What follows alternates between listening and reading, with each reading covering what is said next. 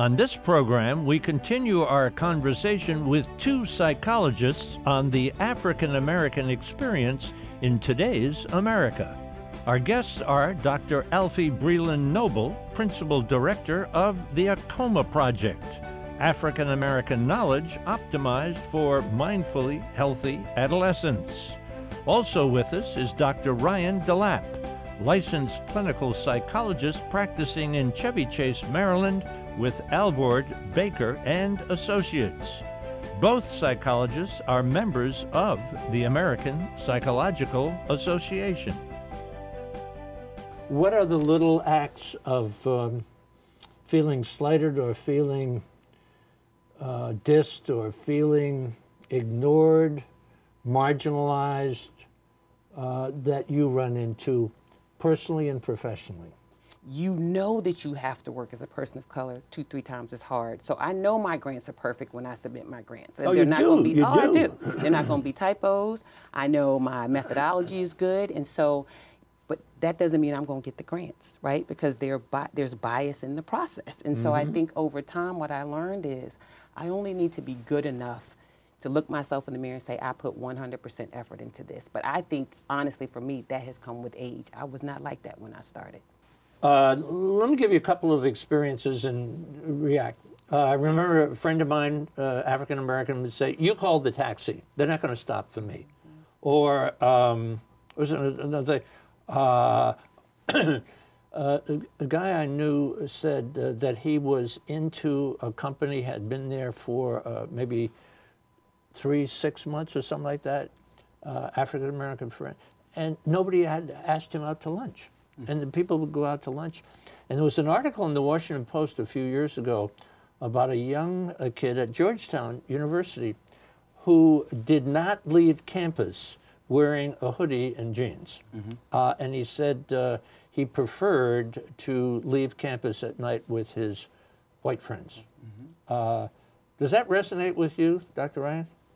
I mean, I think it resonates with me from a, I guess, an empirical standpoint from some of the research that I've done, but then also, I guess, I mean, definitely from a personal standpoint, I think always trying to think two steps ahead of the game and trying to understand not just how you see yourself, but how might the world see you.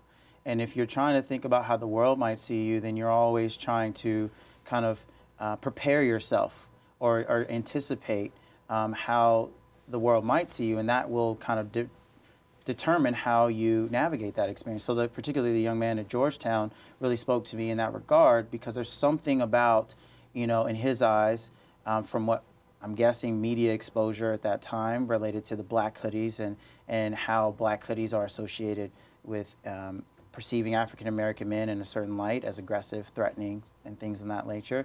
But then also there's something about being an African American man that's attached to a group of white individuals that in some ways lessens his threat potential, and therefore looking at that as a dichotomy, that makes it seem like a more safe way of exiting the campus. And so, you know, I empathize with that experience, but it also, you know, that's a stressful quality of thinking through that African Americans, I think, do on a daily basis. Dr. Alfiee, what are some of the myths About African Americans? Yeah. That we're all poor. That We're all poor. We all come from single-parent homes. We all have poor relationships in our families. We all need public assistance. Now, in and of themselves, none of those things, right, individually, those are not bad things. They're you know, those are people's realities, right? And so I think people have healthy lives within each of those ideas. But the idea that it's all of us, I think it's problematic. I was preparing for, I'm giving a lecture, 2 lectures this week. And in preparing, I was looking up census data. And this is something that I've done ever since I finished graduate school. And I asked people to guess what proportion of the African American population in the United States, black, all, you know, all groups, is at or below the poverty level. I have black students who, 60, 50%, it's not that high, it's less than a quarter. But you would think, given what we see on television, that all black people are poor, right? The proportion of black people who are educated who have a high school diploma. It's much higher than people expect. So I think those are some of the myths that are really fed by, as Dr. Ryan says, what people see on TV. You mentioned television, you mentioned CNTV. You look at the 11 o'clock news, story, story, story, story, story. Crime, poverty, a poor neighborhood. It has to just play into the stereotype that all people are poor, all people can't speak English, all people are threatening, crime is part of it. But those television stations have some responsibility in perpetuating a stereotype. Would you say that? Absolutely. I think it's, I mean, I think the reality is, you know, there's something, I would say there's something about having a equal opportunity in terms of representing the full range of how crime or how the narratives of people in that community are represented. And I think to some degree, the African American narrative, there's something that is attractive about that, keeping African Americans in this stereotypical space of being seen in that way. And I think it's a narrative that is consistent not just in one's local community, but nationally and internationally. And I would say it definitely is something that Black Americans are aware of. It's something that I was made aware of when I was a child, and how my family socialized me to even think about my Blackness and understanding how, you know, even starting with media, that I'm going to be represented in my day-to-day life. Wow, that's I'm speechless. But we've talked a little bit about that, right? Yes, and we talk about that. You know, my colleague. Now, this is not my area of expertise, but I have colleagues and have mentored young people who do work in what we call racial socialization, which is just what Dr. Ryan said. As an African American, and that's really where the field comes from. Now, it's been pushed out into other racial ethnic groups, but racial socialization, that whole process and concept really grows out of African American psychology. And it's the idea of how do parents, grandparents, older people teach young people what it means to be of your racial ethnic group. And so this idea of talking about what you see in media and breaking it down for young people, or the conversations where I tell people all the time, don't do that to young people. The pressure that we put on young African Americans to say, when you go out, you represent all of us, right? What I try to tell young people is you want to always represent yourself well first. Is that something that African Americans carry around with all them? The time. That I have to speak for the entire race? Yes. I have to act for the entire race? Yes, and it starts early. When you have the conversation, everybody, I bet Dr. Ryan has been through this. When you're in school, K through 12, and you start talking about slavery, everybody in class looks to the Black kids. Yeah. My kids are going through that. I have a middle and a high schooler. They're dealing with that, and this is 2019. And how do they feel on the receiving end of all of those people focusing in on them? I think it varies. For some young people, I don't think it phases them at all. I think for many more, it's heavy. And they really don't know what to do with it, and so they find different ways to respond to it. And I've seen back to that coping business, right? That's it. That's the coping. Absolutely. We're talking with Dr. Alfiee, Dr. Ryan, both psychologists, both members of the American Psychological Association, and we're talking about some serious stuff here. So sit tight. This is America and the World. This is America and the World is brought to you by Japan. History, hospitality, and advanced technology, sharing tomorrow. The Washington Diplomat, a world of news and perspective. The League of Arab States. The Sultanate of Oman. The Rotondaro Family Trust. The Forerunner Foundation, dedicated to forward-thinking public policy. And the Embassy Series, uniting people through musical diplomacy, presenting international artists in diplomatic settings. What happens in real life where white folks may be because of ignorance, let's start there, because of ignorance, might say something or do something that really hurts. Dr. Ryan? In terms of how often? No, but just an example.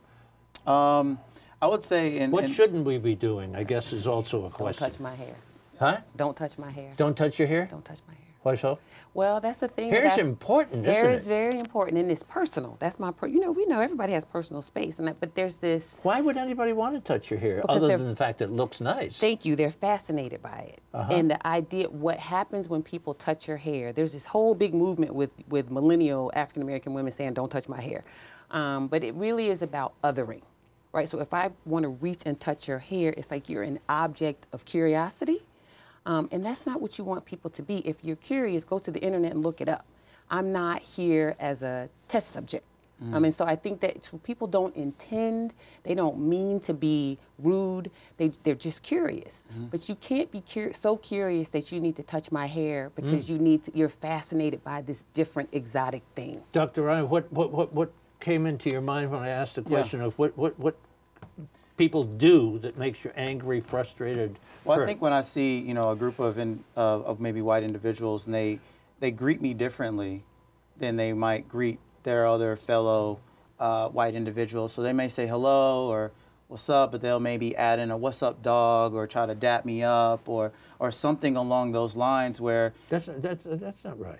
Where it's but they're trying to get it inside? Well, I think there's a sense of what I think it represents what they think is a way to connect with an African American individual, and I think it also represents kind of their own socialization process of what African American culture is, and thus, kind of addressing me using that type of experience to figure out a way to address me is it happens very often, and I would say that is very irritating at times because it leads you to ask the question, and I've had a lot of conversations with African American individuals, leads you to ask the question, why? Why is that your need to interact with me in that way when maybe you're around with other colleagues or you're around in another professional space? And I think that's something that can be frustrating for not just myself, but many African Americans. Anything happen that makes you really angry? I think... Because I used to... he's moved out to the West Coast, but I used to say to him, why doesn't Obama just get angry? Yeah. And he said, no. African-American man cannot get angry. And especially if you're the President of the United States. Absolutely. No, because I think it goes back to some of the characterizations that are out there about African-American men, and I don't think it's just African-American men. I think it's African-American women as well. And I don't know if Dr. Alfiee, you want to speak to that as, because I don't know if you have any personal experiences, but I think there is a characterization of African-Americans in general, I think, being these uncontrolled, maybe loose cannon individuals that come with very strong personalities. I think... Is it right or wrong that it's a louder culture? I don't know. I think it depends. I think it depends on where people are from. Because I've met, my family's loud, but my spouse's family, they are super quiet. So I think it varies. I think it's kind of like paying attention. Yes. Pay attention to me, or I'm important kind of thing. Something like that. I know that's what it is in my family. How about people who are overhearing? And this was kind of interesting to me that the dialect is almost. There's a name for it, the vernacular, African-American vernacular, which is different than standard English. But within a group of people, that language is often used, isn't it? Am I on the right track? No, I think so, but I think it varies. I think the dialect that some African-Americans have is the same as for white folks. If you're from the South, the dialect is different than Northerners, right? And so I think there's this... we all have it. We all do code switching, which was something I learned to be proud of when I was an undergrad at Howard. So the way I speak to my grandmother is very different than the way I'm going to speak to Ryan and his wife. How so? Well, if I'm talking to my grandmother, who's deceased, obviously, my grandmother had a master's degree in English. And so when you spoke to grandmother... Now, I think that when you just said that, people looked at you and said, her grandmother had a master's in English? Yes, my grandmother had... I think that... Talk a little on that. Yeah, and so my family, in both sides of my family, my father's side of the family, they were all business people. and going back 3 or 4 generations on land, on property, on, well, that's the same thing, but on businesses. On my mom's side, it was all education. So I am the 5th generation when I used to teach many, many years ago when I was a professor. I was 5th generation teacher. Don't date yourself. Don't do that. I won't. I'm so sorry. That. I was a 5th generation. Don't tell anybody. They don't know. Okay. Go ahead. 5th generation teacher. Whoa. Yeah. And so there were 5 generations of educators. And grandmother was a professor, a university professor at a HBCU in Mississippi. And so grandmother's thing was there's no yeah and no, it's yes and no. Yeah. So you enunciate everything. So that's how I was reared, right? And she said you don't raise children, you rear children, you raise chickens. And so it was, you know, going back to the idea of vernacular, I just think it varies. And this whole thing about code switching, it was important to show respect. Define code switching. Code switching is speaking, the way I was taught it by Dr. Coward, I will never forget her from Howard, was you speak, you know, it's the different ways in which you speak and engage based on the environment. So you can have the same person, and if I'm if I'm speaking professionally as a public speaker, I'm going to talk to people one way. It may even vary depending on who's in the audience. So if I'm speaking to faculty, staff, and administrators, I'll talk to them one way. But if I'm talking to the young people, I have teenagers, so I'm relatively hip about what's going on in pop culture, right? And I use a lot of that to connect. I'm going to speak to them in a language that I think resonates with them. You talk about language, and I was thinking that so millions and millions of people, slaves, enslaved people, forced migration, forced labor force, end up in the United States, and often, I gather, separated in their, by separated, I mean from different countries. Yes. So they couldn't communicate with each other. That's right. And then, of course, forbidden to learn. That's right. No education. That's right. And there was a little, and so what you have to, and what I learned and carried with me was that early on, it's a very oral culture. Yes. You know, because things are passed along. And that's where storytelling came in, and music and song and such like that. But they said in this little section I read about preachers in the amongst the black community they just don't talk. They're kind of a showman at the same time. And another thing I was reading is this idea of street talk or trash talk is kind of part of an oral culture. Yes. And as these things were kind of, I remember going to a movie once, and it was predominantly an African-American audience. And people were talking back to the screen during it was kind of like why are you laughing so much? Because people call say and response, that, and that's part of the culture. Yes. So people have to begin to understand that these things are part of a culture. Yes. But so remember in the old days, you know, they had signs white here and colored there. Yes.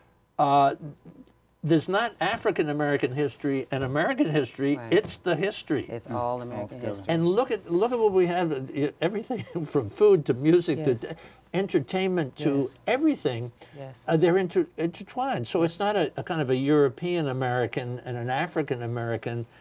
It's all in there together, huh? Yes, and I think what many people of color, African-Americans in particular, are coming to understand more and more. I mean, I think a lot of this was part of the 60s.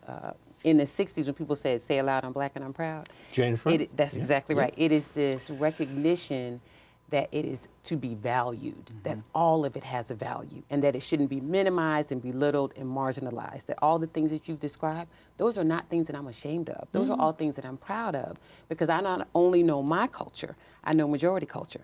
And I can't always say that the other is, the other way is true, that majority culture knows my culture. So for me, it's like my boundaries are really expanded because I've been exposed to so much and have had to code switch, where other people are not asked to do that. Isn't it amazing that African Americans are about 12%, 12.5% of the population, but it is such an important part of the culture, Absolutely. In so many different directions. Go ahead, Dr. Ron.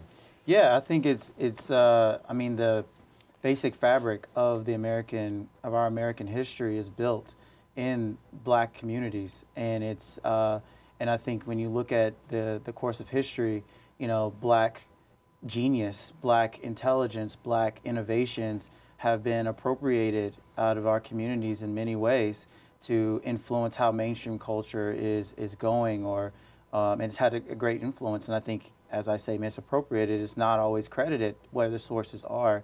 And so I think this idea of, you know, the huge importance that, you know, Black individuals have in America, it's because it's from day one. It's something that's continuing to be important.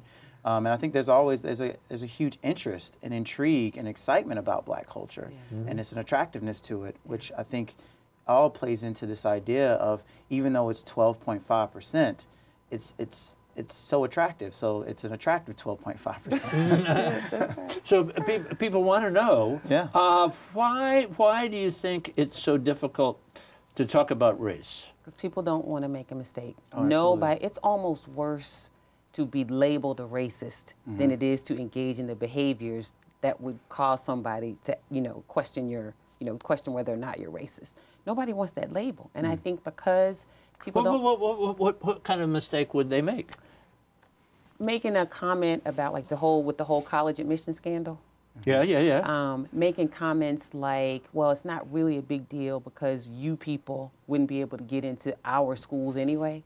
Oh, people say stuff like that. I remember when someone on the Supreme Court said, and he's deceased, I think it was Justice Scalia, maybe they need to learn to apply to schools that are more suited for them. That kind of stuff. And I think that people don't want to be the person who says that publicly and then gets called out for it, because we have social media now. So if you say it, it's out there forever. And people don't want that. I think it's also, if somebody feels very confidently that they are progressive in their ideas, and they feel like they have worked very hard to be careful in what they say, and that they've advocated for this community, there's maybe an assumption that they're above making a mistake.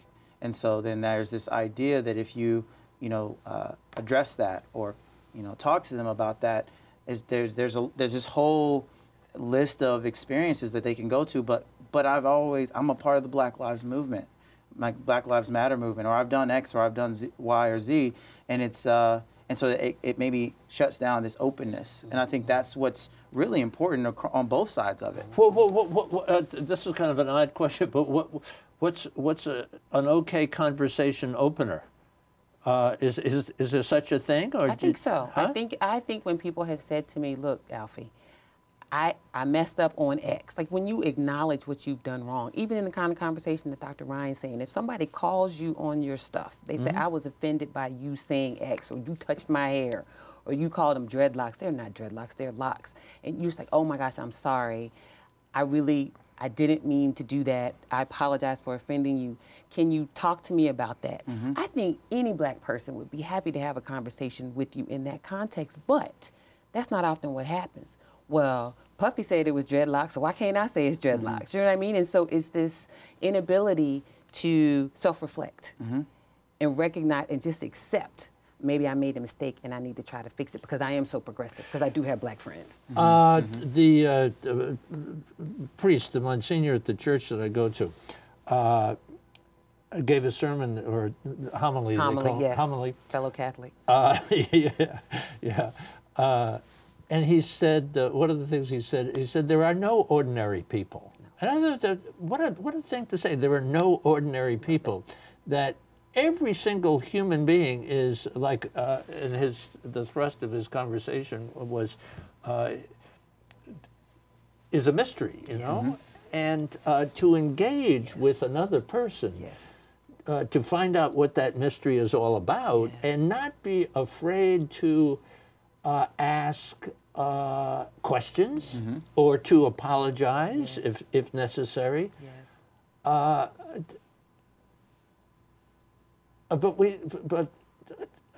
I don't know how we use this program to kind of give people the green light to open up some of those conversations. Well, I think approaching it with a sense of cultural humility and this idea of cultural humility. Yes, that's good. This idea of understanding that someone else has a right to their own experience and has a greater knowledge about their experience than maybe you do, and that you, as you were saying, everybody is, everybody has in some ways a uniqueness to them that you are trying to understand. And so if you make a misstep, then that's okay, but approaching it with a sense of humility to understand, I'm just trying to get to know your story, I think is really important. Alrighty, a teachable moment. Yes. Thank you. Yeah. Alrighty, thank you all. We'll reconvene again. All right. Sounds Thank good. you. Thanks for Thank having me. you. Thank you. you. For information about This Is America in the World, visit our website, thisisamerica.net, or our YouTube channel, This Is America TV, and follow us on Facebook and Twitter. You can listen to all of our ambassador interviews on our podcast, The Ambassador Series. It's available on our website and iTunes. This Is America in the World is brought to you by Japan, history, hospitality, and advanced technology, sharing tomorrow. The Washington Diplomat, a world of news and perspective. The League of Arab States. The Sultanate of Oman. The Rotendaro Family Trust. The Forerunner Foundation, dedicated to forward-thinking public policy.